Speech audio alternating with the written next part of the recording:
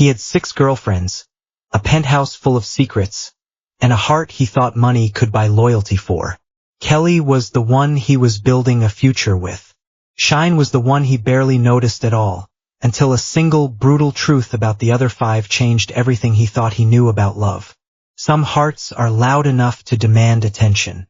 The right one doesn't have to be. A story about neglect, betrayal, and the quiet love that was there all along. Let's dive into it. Seoul glittered differently for Young Min than it did for anyone else. From the wraparound windows of his 52nd floor penthouse in Gangnam, the city looked like a board he had already won, a skyline of glass towers he had helped build, a portfolio of real estate and tech investments that had made him, at 29, one of the youngest self-made men on any wealth list that mattered. Nobody handed Young Min his fortune. There was no family conglomerate waiting for him, no chaebol surname to open doors. He had built it himself, brick by brick, deal by deal, sleepless night by sleepless night, and that single fact, that everyone in his account had his own fingerprints on it, was the one thing about himself he was most proud of. He was hard not to notice. Tall, broad-shouldered, with a head of ash-gray hair he had dyed on a reckless night 3 years ago and never changed back because it suited him too well, and a neck lined with ink that climbed just past his collar, dark, deliberate lines that made him look like trouble even when he was being kind. Women turned when he walked into a room. Men wanted to shake his hand and be seen doing it. And Young Min, if he was honest with himself, had come to enjoy being wanted a little too much. By the time this story finds him, he had 6 girlfriends. Not 6 women he was juggling by accident, not 6 who didn't know about each other's existence. Most of them knew, or at least suspected, and stayed anyway, drawn in by penthouse dinners and shopping trips and the particular high of being chosen, even partially, by a man who could have anyone. There was Kelly, 25, a black American woman with a halo of short curly hair and an ambition sharp enough to cut glass, who wore the unofficial title of main girlfriend like a crown. There was Nancy, 23, a beauty from Hawaii with long curly hair and a laugh that filled a room. Tilda, 24, from Japan, blonde and short-haired, sharp-tongued and independent. Yuyuna, 21, Korean, with straight jet-black hair and a shyness that made men want to protect her. Nana, 28, Korean, with soft wavy brown hair and the quiet confidence of a woman who had seen enough of the world to stop being impressed by it. And then there was Shine. Shine was 24, Nigerian, with long wavy hair that fell past her shoulders and a face that looked like it had never once needed a filter. Of all 6, Shine was the one Young Min paid the least attention to, the one whose calls sometimes went unanswered for a day, the one he treated, without ever quite admitting it to himself, as an afterthought. Running 6 relationships at once was not, as it might sound, a chaotic accident. It was a system, and Young Min managed it the way he managed everything else in his life, with a private calendar app only his personal assistant could see, color-coded by woman, cross-referenced against his business schedule so that no 2 visits ever technically overlapped. He believed, with the same confidence that had built his fortune, that discipline could make even a messy thing tidy. What he never accounted for was that women were not line items, and that sooner or later, a calendar built on secrecy was going to fail the one time it mattered most. He did not know it yet, but the woman he'd scheduled the least would be the one who undid everything he thought he understood about love. Kelly had been in Young Min's life for 2 years, longer than any of the others, and she wore that seniority the way a general wears rank. She was the only one who had a key to the penthouse that worked on every floor, the only one whose photograph sat, framed, in his mother's living room in Busan. She drove a car he had bought her outright, lived in an apartment he covered without being asked, and posted a curated stream of soft life content. Champagne flutes at sunset, a manicured hand resting on a Mercedes hood, captions that hinted, always hinted, never confirmed, at the identity of the man behind the lens. She had come to Seoul from Atlanta 3 years earlier to work for an international marketing agency, chasing a promotion that never quite materialized, and had met Young Min at a launch party for one of his real estate developments. She was sharp, genuinely sharp, the kind of woman who could read a room of investors in 30 seconds and know exactly who to charm and who to ignore. It was one of the things that had drawn him to her in the first place. But Kelly's ambition had a second face, one that showed itself only when she felt her position was threatened. A temper that could turn a room cold in an instant, and a possessiveness over what she considered hers that bordered on territorial. He had introduced her to his parents on her 24th birthday, a dinner at a restaurant so exclusive it didn't have a sign on the door. His mother had held Kelly's hands across the table and said, in Korean, that she hoped this was the one who would finally give her grandchildren. Young Min had translated with a smile, and Kelly had glowed for the rest of the night, already mentally drafting the caption she would use for the photo of that dinner. In his mind, Kelly was the answer to a question he hadn't yet let himself ask out loud. Who do I marry? She was beautiful in the way magazines were beautiful, polished, photographable, impressive on his arm at a gala. She knew how to work a room of investors and how to hold her own in an argument. He told himself over and over in the quiet moments between meetings that a man like him needed a woman like her. Someone who understood the game. Someone who wouldn't flinch at the size of his world. What he did not examine, not yet, was how much of what he loved about Kelly was actually the idea of her. The photograph of her. The performance of her, rather than the person underneath it. And he certainly never stopped to consider what might happen if that possessiveness of hers ever collided, without warning, with one of the other 5 women he thought he'd kept so carefully separated. The other 4 moved around young Min's life like satellites, each with her own orbit, her own days, her own carefully timed visits to the penthouse that somehow, almost comically, never quite avoided colliding with evidence of the others. Nancy was the easiest of them all to love, in the shallow, breezy way young Min understood love back then. She had grown up on Oahu, the daughter of a hotel manager and a hula instructor, and had come to Seoul to build a career as a travel and lifestyle photographer. She was warm in a way that asked for nothing in return, quick to laugh, quicker to forgive, and utterly incapable of holding a grudge for longer than an evening. She would arrive at the penthouse smelling of coconut and sea salt, full of stories from her latest content shoot on some beach halfway across the world, and find, more than once, a hair tie that wasn't hers curled at the edge of the bathroom sink. She would frown for a second, then shrug, then ask young Min what he wanted for dinner, because confrontation had never once solved anything for Nancy, and she saw no reason to start now.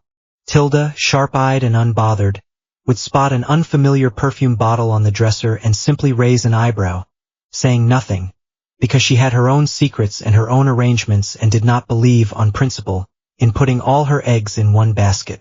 Yuyuna, the youngest and softest of them, would find a lipstick shade she didn't own smudged faintly on a wine glass in the sink and feel something in her chest tighten, though she never said a word. Nana, the oldest and most composed, had long ago stopped being surprised by anything she found in that apartment. A stray earring here, a forgotten scarf there, and had simply decided the money was worth the silence.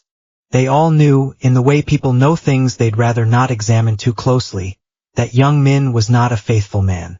And still they stayed, because after every awkward discovery came an apology in the form of a designer bag. A stack of cash slipped discreetly into a purse, a spontaneous flight to Jeju Island to smooth things over. He had learned, somewhere along the way, that money could paper over almost anything. He believed, with the confidence of a man who had never been proven wrong, that as long as he kept paying, the women would keep staying, and staying would feel enough like loyalty that the difference wouldn't matter. What none of them knew, what even young Min, for all his careful color-coded scheduling, hadn't planned for, was that his system had exactly one blind spot. It assumed the women themselves would always play by his rules of quiet avoidance. He had never once considered what might happen the day 2 of them stopped avoiding each other and started, instead, looking each other dead in the eye. It happened on an ordinary Thursday afternoon, the kind of small scheduling failure that, in hindsight, felt almost inevitable. Young Min had told Nancy she could use the penthouse's rooftop pool while he finished a call downstairs, a courtesy he extended more often than he should have, forgetting, in the comfort of his own routine, that Kelly still had a key that let her in on every floor whenever she pleased. Kelly, meanwhile, had left work early with a bag of takeout from the noodle place he loved, planning to surprise him before a meeting she knew was ending soon. She let herself in through the front door, humming, already composing the caption for the lunch photo in her head, and walked straight into the kitchen to find Nancy standing at the counter in one of Young Min's oversized white shirts, hair still damp from the pool, blending a smoothie like she owned the place. For a moment neither of them said anything. The blender kept whirring, absurdly loud in the silence, until Nancy finally reached over and switched it off. "Oh," Nancy said, wiping her hands on a dish towel, doing her best to sound casual. "Hey, I didn't know you were coming by today." "Clearly," Kelly said, and the single word carried the temperature of the whole apartment down several degrees. Her eyes moved over Nancy. The shirt, the wet hair, the easy comfort of someone who had clearly been here before, more than once, and something in her jaw tightened. "Whose shirt is that?" Nancy, who did not have a dishonest bone in her body even when honesty was inconvenient, didn't bother lying. "His. I was swimming and didn't want to sit around in a wetsuit." "It's not that deep, Kelly." "Not that deep," Kelly repeated, setting the takeout bag down on the counter hard enough that the containers rattled. "I've been with Young Min for 2 years. I've met his parents. I have a key to every floor of this apartment. So forgive me if it's a little deep to walk in and find some girl making smoothies in his shirt like she lives here." "I'm not some girl," Nancy said, and for the first time her easy tone sharpened at the edges. "I've been seeing him for over a year if we're comparing notes.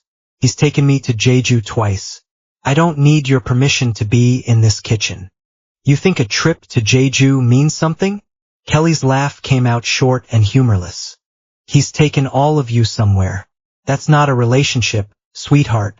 That's a rotation. The difference is I'm the one he actually plans a future with. You're the one who gets a nice weekend and a smoothie afterward."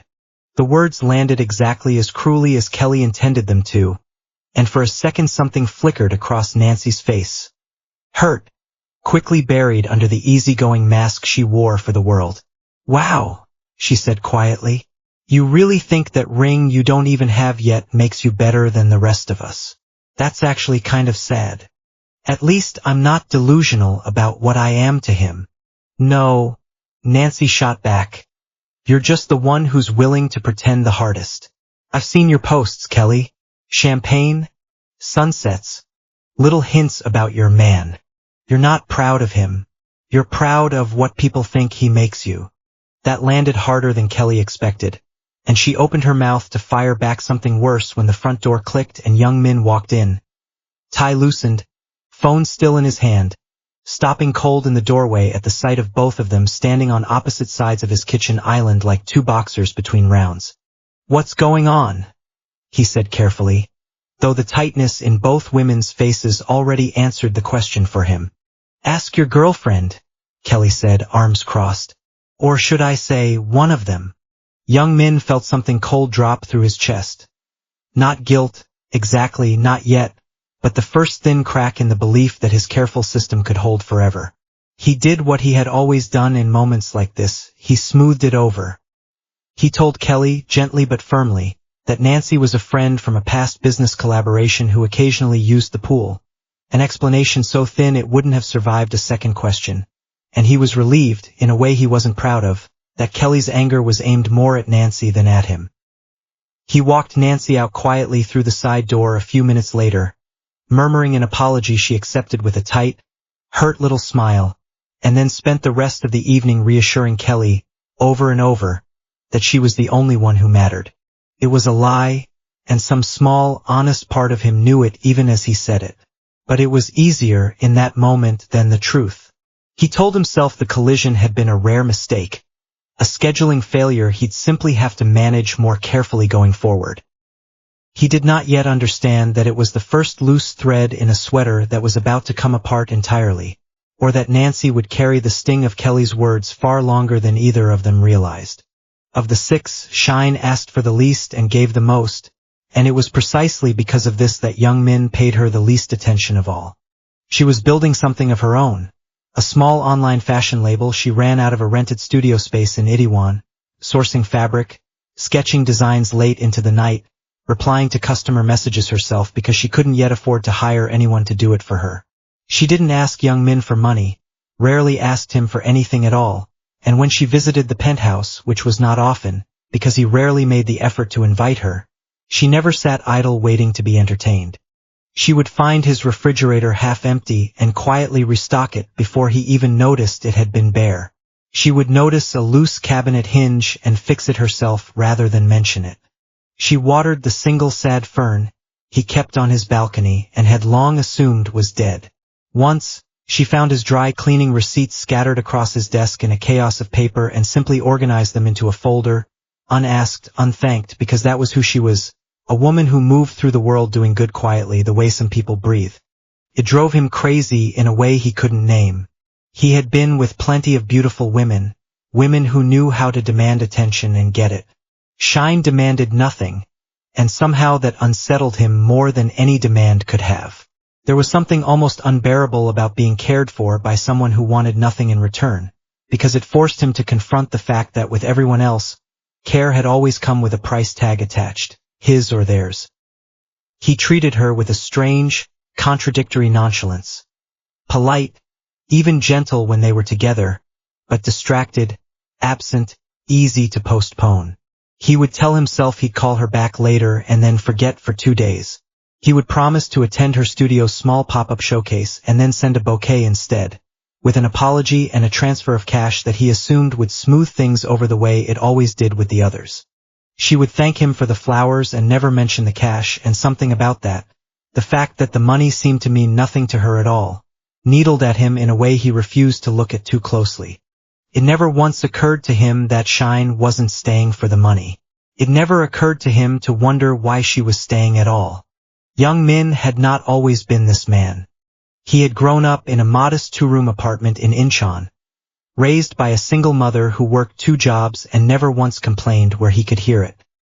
He remembered winters when the boiler broke and she wrapped him in every blanket they owned before wrapping herself in whatever was left.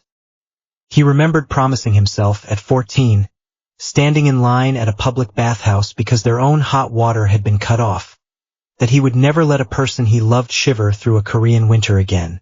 He worked, God, how he worked, through university on scholarships and part-time jobs, through his first failed startup at 22, an app for splitting restaurant bills that folded after 8 brutal months and left him sleeping on a friend's couch for a season, through the equally brutal, unglamorous years of building a real estate investment firm from a desk in a shared co-working space. By 27, the company that had once been him and a laptop had become a name investors respected. By 28, he had more money than he knew what to do with, and for the first time in his life, no one to answer to about how he spent it. It was his friends, Daniel, whose family owned half of a shipping conglomerate, and June, an heir to a hospitality empire, and Rio, a nightlife promoter who seemed to know every VIP room in the city, who introduced him to the version of success that came with a rotating cast of women. It started small. A birthday dinner with 2 women at the table instead of 1. Neither of them minding, both of them charmed. It started as an ego boost after years of scarcity, a way of proving to himself, and to the ghost of every cold winter, that he had finally arrived. 1 girlfriend became 2. 2 became 4. By the time he noticed, 6 had somehow become normal, and he had built an entire operation, apartments, allowances, schedules, to keep it all running without collision, right up until the Thursday it hadn't. He told himself it was harmless. He told himself this was simply what men who had made it did. He did not yet understand that he was slowly trading the very things that had made his success mean something, hard work, discipline, purpose, for a lifestyle that was, in its own quiet way, draining him of all 3, 1 carefully scheduled dinner at a time. The first crack in Young Min's certainty came not from any of his 6 girlfriends, but from the men who had shown him this life in the first place. Daniel got married that spring, to a woman he'd apparently loved quietly for 3 years before ever telling her, and stood at the altar in tears that had nothing performative about them. June, 6 months later, announced he and his fiancée were expecting their first child, and when Young Min visited their new apartment, he found June on the floor assembling a crib with the focused seriousness of a man who had never once, in his life, cared about furniture. Even Rio, the wildest of the 3, the one who had once bragged about never wanting to settle, had quietly moved in with a woman he'd been seeing for over a year, and when young Min teased him about it at dinner, Rio had simply smiled and said, "I got tired of chasing something that never filled me up." Young Min sat with that sentence longer than he meant to. He looked around at the three men who had taught him how to live large, and realized, with a discomfort he couldn't shake, that all three of them had grown up and moved on while he was still doing exactly what they'd shown him at 25. They had businesses that ran without them micromanaging every hour. They had partners who knew everything about them and stayed anyway.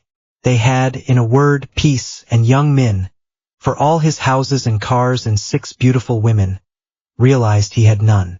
It was a strange kind of loneliness, the kind that crept in at 3 in the morning after everyone had gone home, in an apartment far too large for one man and his phone full of contacts he wasn't sure actually cared about him.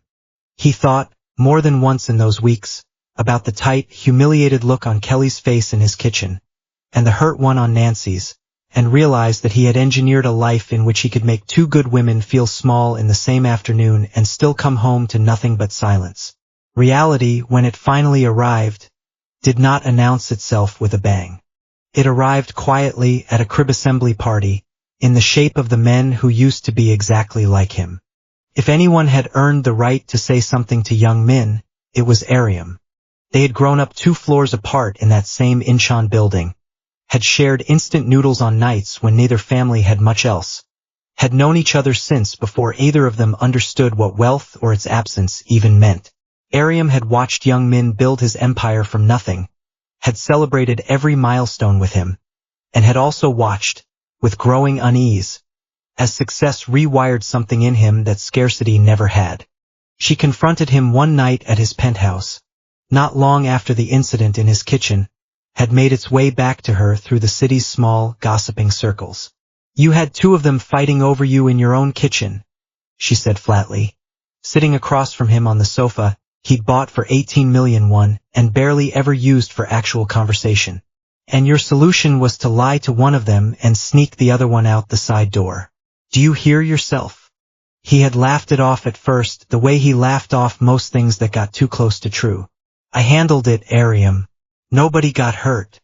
Nancy went home and cried in her car in your parking garage for 20 minutes, Ariam said quietly. "I know because her friend told me. You didn't handle anything. You just made sure you didn't have to watch it happen.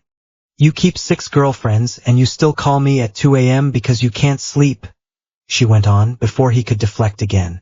"That's not happiness. That's a very expensive kind of hiding." The words landed harder than she probably intended, and for a moment something flickered behind his eyes. Recognition, maybe, or the beginning of it. But he wasn't ready. He deflected, changed the subject, walked her to the door with a hug that felt more like an apology than a goodbye. Ariam left disappointed but not surprised. She had known him long enough to understand that some lessons couldn't be handed to a person, no matter how much you loved them. Some lessons had to be lived through. She didn't give up on him. She simply stepped back and waited, hoping that whatever needed to break in him would break gently, and not too late. Something about that awakening stayed with young Min longer than he expected, and it eventually crystallized into a decision. If Kelly was truly the woman his mother already adored, the woman he'd built a public life around, the woman who had defended her territory so fiercely in his own kitchen, then it was time to actually find out. He cleared his calendar. He canceled his usual rotation of dinners and late-night visits with the other 5, telling each of them, in one careful phrasing or another, that business was demanding all his time. And for one entire month, he gave Kelly something he had never given any of his 6 women before. His undivided, unglamorous, unfiltered attention. No staged dinners. No curated dates. Just mornings, evenings, arguments about whose turn it was to choose the takeout, quiet nights in, her friends, her moods, her unedited self.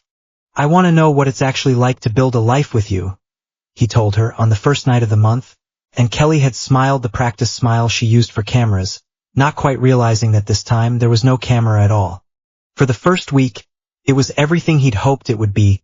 Easy mornings, real laughter, a version of Kelly he hadn't seen since the earliest days of their relationship, before the apartment and the car and the framed photo in his mother's living room had given her something to protect. He let himself believe, briefly, that the kitchen incident had simply been a bad day, an aberration, and that the woman underneath it was exactly who he wanted. It did not take a month for the cracks to show. It took 11 days.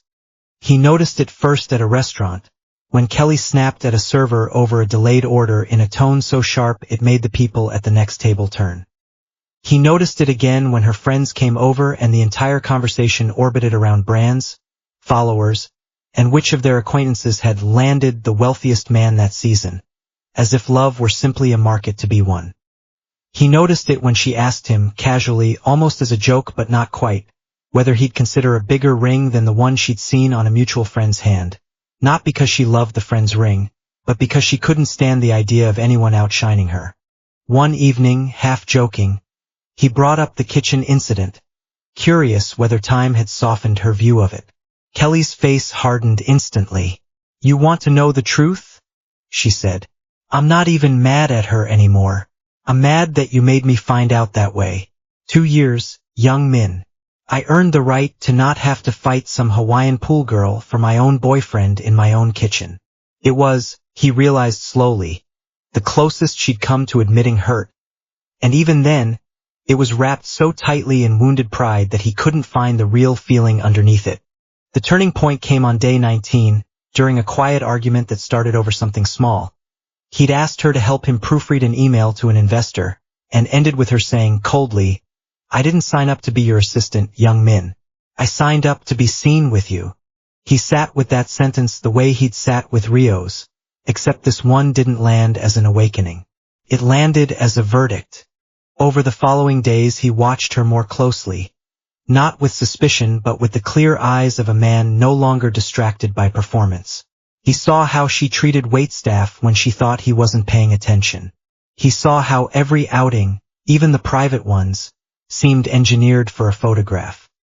He saw that when he was quiet, distracted, or simply tired, she grew cold rather than curious, more concerned with what his mood might mean for her image than with what might actually be wrong. By the end of the month, young Min understood something he hadn't wanted to admit at the start. He had built a fantasy around Kelly that the real woman could not sustain. She wasn't cruel exactly. She simply loved the life more than she loved him. And the kitchen, he now understood, hadn't been an aberration at all. It had been the truest thing she'd ever shown him. In the quiet that followed his month with Kelly, young Min finally let himself add up everything the last several years had cost him. Not just in money, though that number alone made him wince, but in something harder to price. 6 apartments or allowances to maintain. 6 birthdays, 6 sets of gifts. 6 emergencies that always seemed to require an urgent transfer. 6 versions of himself he had to remember to be. Attentive with Nancy, sharp with Tilda, gentle with Yuna, respectful with Nana, dazzling with Kelly, and, if he was honest, barely present at all with Shine. He was exhausted in a way sleep didn't fix, a low, constant hum of managing people rather than knowing them. He thought about Daniel's quiet mornings with his wife, June on the floor with that crib, Rio's simple sentence about finally feeling filled up. He thought about Ariam's warning, and about Nancy crying alone in a parking garage over a smoothie, and a shirt that hadn't even been an act of disrespect on her part.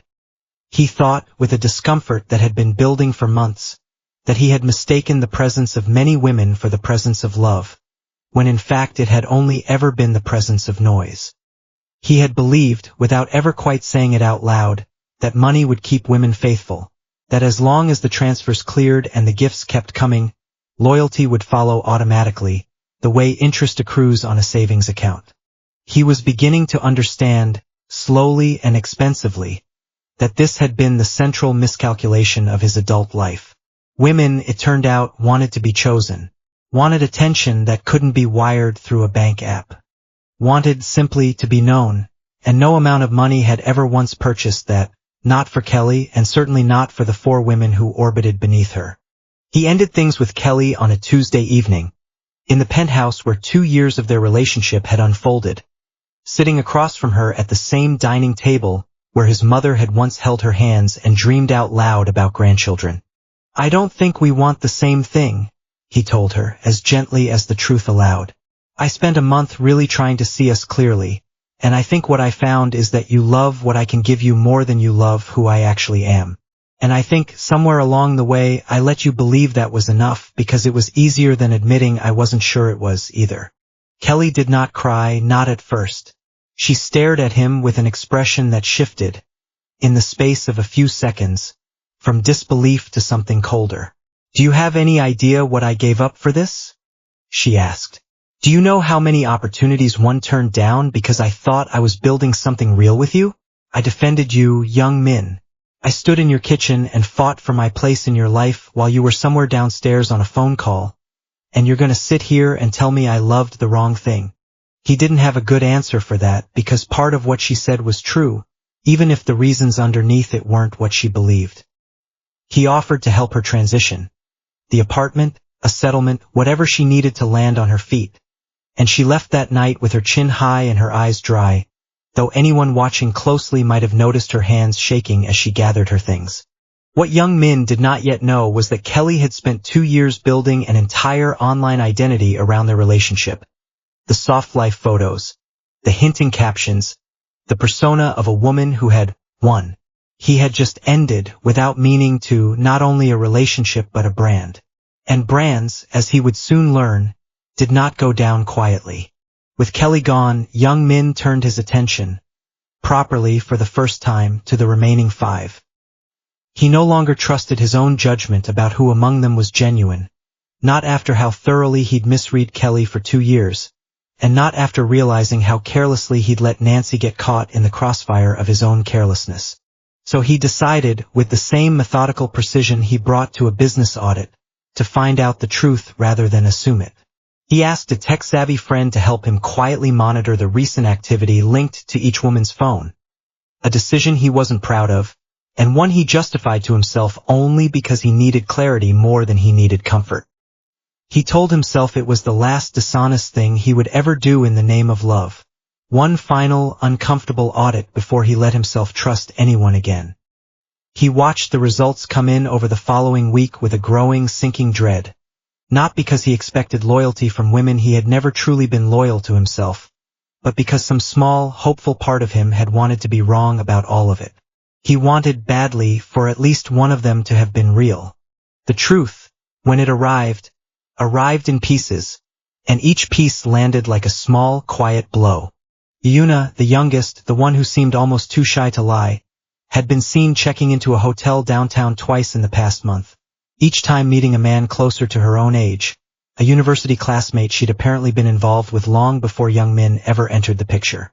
Nana, composed and unbothered Nana, was active on a dating app under a different name, presenting herself as single, chatting with no fewer than 3 other men, one of whom she'd already met for coffee twice.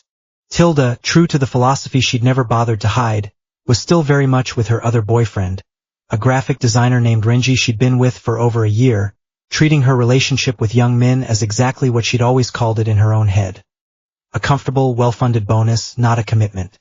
Nancy's revelation stung in a quieter, sadder way, and it was the one that sat heaviest on him given everything that had already happened between her and Kelly. She wasn't seeing another boyfriend, not exactly. She had, for the past several months, been accepting money from an older, wealthy businessman in exchange for company on his overseas trips, careful never to let the 2 worlds touch, treating both relationships as separate income streams rather than anything resembling love. He thought of her crying alone in the parking garage, and of how cruelly Kelly had spoken to her, and found himself unable to fully separate his disappointment in Nancy from his own guilt over never once asking her, in over a year together, what she actually wanted out of any of it. When he saw the messages, he didn't feel betrayed so much as he felt, for the first time, a flicker of something like understanding. He had built a system that rewarded exactly this kind of quiet duplicity, and now he was watching it work exactly as designed. And then there was Shine. There was nothing. No hotel visits. No dating apps. No hidden boyfriend. Her recent activity was, almost comically by comparison, a record of a woman building a life. fabric supplier calls, sketches sent to a small manufacturing partner, a folder of polite but firm messages declining men who had tried, more than once, to take her out. Men with money, men with titles, men who had clearly seen what young Min had somehow failed to see. She had said no to all of them, consistently, quietly, without ever once mentioning it to him, without ever once using it as leverage to demand more of his attention. Young Min sat with his phone in his hand for a long time that night, staring at the emptiness of Shine's screen. An emptiness that suddenly looked less like neglect and more like the loudest, most honest thing anyone had ever shown him. To understand why Shine had stayed at all, young Min had to go back to the very beginning of what they'd been. Before he'd let her slip to the bottom of a list she never asked to be placed on. In the early months, before the other 5 had crowded into his life in earnest, Shine had loved him with a kind of unguarded devotion he hadn't experienced before or since. She used to leave handwritten notes in his coat pockets, small unglamorous gestures that had nothing to do with his money and everything to do with wanting him to feel cared for. He, too, had been different then. More present, more faithful, still close enough to his hungrier years to remember what it felt like to earn something rather than simply acquire it. But as his world expanded and his attention scattered across 5, then 6 women, Shine had noticed the shift long before he ever admitted it to himself. She noticed the calls that went unanswered, the plans that got quietly rescheduled, the unmistakable scent of someone else's perfume once or twice when she visited unannounced. And rather than begging for a place she could feel slipping away, rather than making noise or ultimatums the way a lesser heartbreak might have demanded, she had made a different choice. She chose to love herself more. She threw herself fully into her business, into her own growth, into becoming the kind of woman who did not need anyone's attention to feel whole.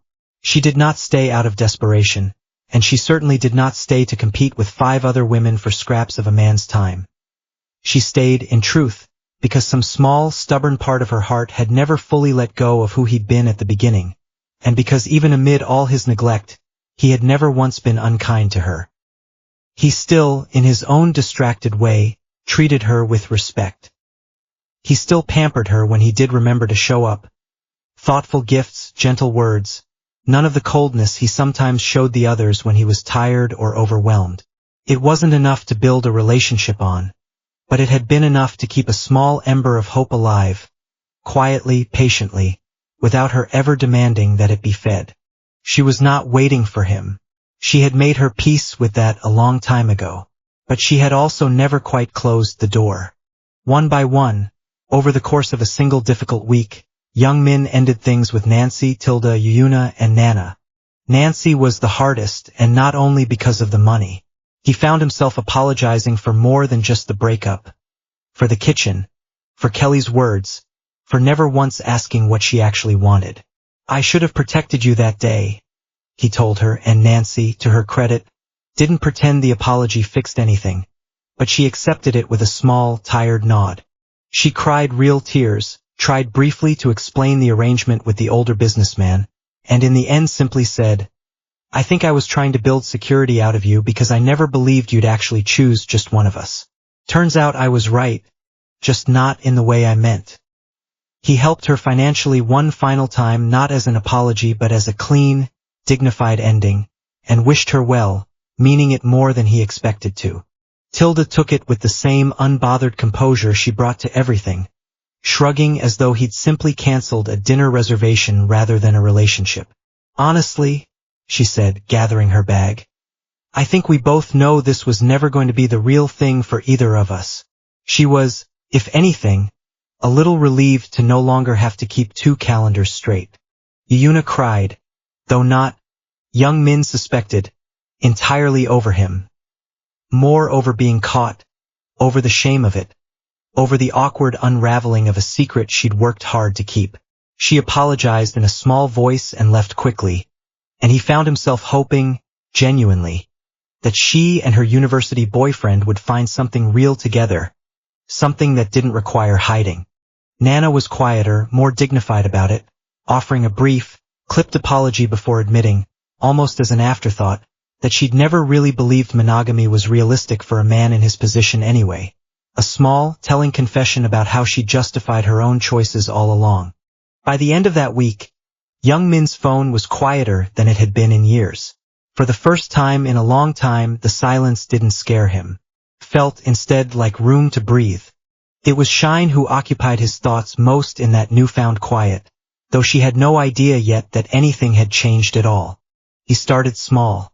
He showed up, unannounced but welcome, at her studio one afternoon, and instead of the usual bouquet and apology routine, he simply sat on a stool in the corner and watched her work for 2 hours, asking questions about her fabric sourcing, her sketches, the tiny business decisions that had once seemed beneath his attention. She was surprised, guarded at first, unsure what to make of a version of him that lingered rather than rushed off to his next meeting. He learned her routines, that she took her coffee black and only after her first hour of sketching, that she rearranged her studio furniture whenever she felt creatively stuck, that she hummed old Afrobeat songs under her breath when she was happy and didn't realize she was doing it.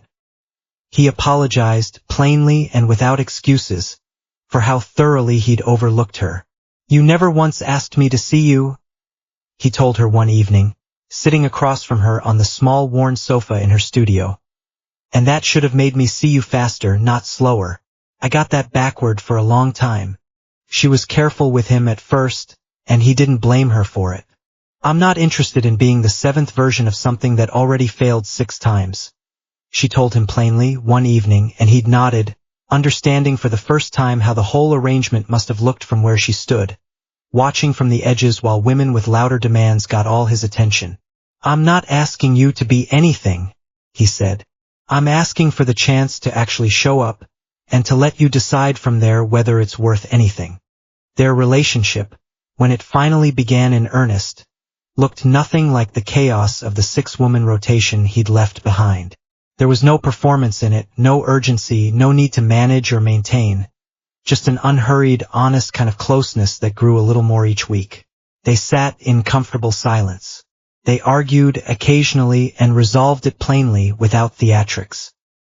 He found himself, for the first time in years, looking forward to ordinary Tuesday evenings simply because she'd be in them. He was falling for her slowly, and then, almost without noticing the shift, completely. Not for a photograph of her, not for an idea of her, but for the whole steady, unglamorous, deeply real person she had always been. Right there in front of him, waiting patiently to finally be seen. He proposed on a quiet evening at her studio, of all places. The same small, unglamorous room where fabric samples lined the walls and half-finished sketches were pinned above her desk. The room he had once been too busy to visit and now considered the most important address in Seoul. He had cleared it out that afternoon while she was at a supplier meeting, filled it instead with soft candlelight and a single arrangement of the wildflowers she'd once mentioned, in passing months ago, that she actually preferred over roses. When she walked in and found him standing there, in the middle of her own life's work, down on one knee, she brought both hands to her mouth before he'd even finished the question. "I have built a lot of things in my life," he told her, voice steadier than he expected it to be. "Companies, buildings, an entire lifestyle I thought meant something. But you are the first person who ever made me want to build something with instead of just something for. Shine. I have never in my life been proud of anyone the way I am proud of you. Will you marry me?" She said yes through tears, and he stood, pulled her close, and pressed a slow, gentle kiss to her forehead. Not her lips first, but her forehead. The way you kiss someone you intend to protect for the rest of your life before you kiss someone you simply desire. They married the following spring, a wedding far smaller and quieter than anything the old version of Young Min would ever have chosen. No press, no curated soft life content, just the people who actually mattered, including a tearful Ariam in the front row and his mother, who wept openly through the vows and told everyone within earshot that she had known, somehow, that the quiet one would be the one. After the wedding, he spoiled Shine the way he had once spoiled 6 women at once, except now it was focused entirely, uncomplicatedly on one. Gifts chosen because he knew her, not because he needed to compensate for his absence. Trips planned around her schedule, not his guilt. A love, finally, that required no auditing at all because there was nothing left to hide. Kelly did not take the news well. She had spent 2 years building an entire persona around being the woman who'd won Young Min, and the sudden public reality of his engagement to someone else, someone she barely remembered from the fringes of his old life, was a wound to more than her heart. She deleted old photos in a panic, posted cryptic captions about loyalty and karma that fooled no one who had actually known the truth, and struggled visibly to reconcile the version of her life she had performed online with the version that had actually happened. More than one old follower dug up screenshots of the soft life posts from her Young Min years and asked, pointedly, in the comments, whatever happened to her man? A question she never once answered publicly. It took her the better part of a year to build something real for herself again, away from the version of her identity that had depended entirely on someone else's attention. Nancy, for her part, sent a short, gracious message when she heard the news. No bitterness in it, only a simple "she deserves it and so do you." And Young Min, reading it, finally let go of the last of the guilt he'd carried since that Thursday afternoon in his kitchen. Young Min, for his part, found himself remembering Kelly without bitterness, only a quiet, distant gratitude. She had, in her own way, taught him the difference between being seen and being known, even if it had taken heartbreak and a kitchen full of shouting to teach it. He was, in the end, a good man who had simply lost his way for a while, the way plenty of good men do when success arrives faster than wisdom.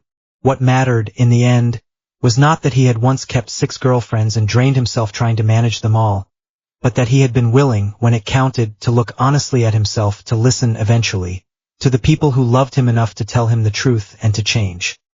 He found his peace, in the end, in the last place he ever thought to look. In a small studio full of fabric samples, with a woman who had never once demanded his attention and had, for that very reason, earned all of it. Life, as it turns out, has a strange and stubborn sense of humor. The one person he neglected the longest became the one he fell for the hardest. And Young Min, looking back on everything it cost him to learn that, would tell you without hesitation that it was the best lesson his fortune ever bought him, because in the end, it wasn't his money that saved him at all. It was the one girl who never once asked to be saved. The end. Indeed, life is unpredictable. Thank you for watching this Afro-K Tales original. If this story moved you, don't forget to like, subscribe, and share it with someone who believes love always finds its way home. New stories every